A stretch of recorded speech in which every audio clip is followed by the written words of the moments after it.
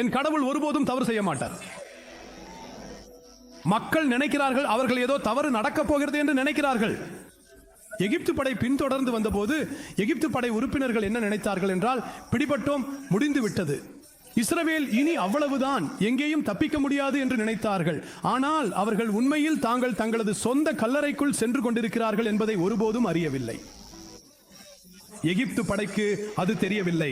ஆனால் இஸ்ரவேல் மக்கள் அதை தங்களது கல்லறை என்று நினைத்தார்கள். ஆனால் இஸ்ரவேல் மக்கள் கல்லறை என்று நினைத்த இடம் எகிப்து படைக்கு உண்மையில் கல்லறையாக மாறிவிட்டது. ஆனால் சில நேரம் வரை அவர்களுக்கு இப்படித்தான் தோன்றியது, இந்த தேவனுக்கு எந்த திட்டமும் இல்லை, இங்கே ஒரு பாலம் இல்லை, ஒரு பாலம் இருந்தாலும் கட்டிக்கொண்டு போயிருக்கலாமே, இல்லையா? நாமும் எளிதாக சென்று போயிருக்கலாமே, சென்ற பாதையில் ஒரு தடையும் வந்திருக்குமே, இல்லையா? உன்னை துரத்தும் எகிப்தியர்களை இனிமேல் நீ ஒருபோதும் காண மாட்டாய்.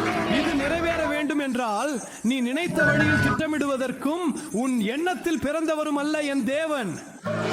நான் மீண்டும் சொல்கிறேன், நீ நினைத்த வழியில் காரியம் நடக்க வேண்டும் என்று உன் எண்ணத்தில் பிறந்தவரும் அல்ல தேவன். தன் சித்தத்தின்படி உன்னை நடத்துவார். ஆமென்.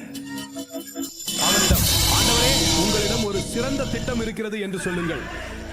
வாருங்கள், வாருங்கள், வாருங்கள், தேவனிடம் சொல்லுங்கள், கர்த்தாவே, உங்களிடம் மிகச் சிறந்த திட்டம் இருக்கிறது. நம்முடைய எல்லா திட்டங்களும் அவருடன் ஒப்பிடும்போது தாழ்வானவை. அவரை செய்ய அனுமதியுங்கள், அது மேலானதாக இருக்கும்.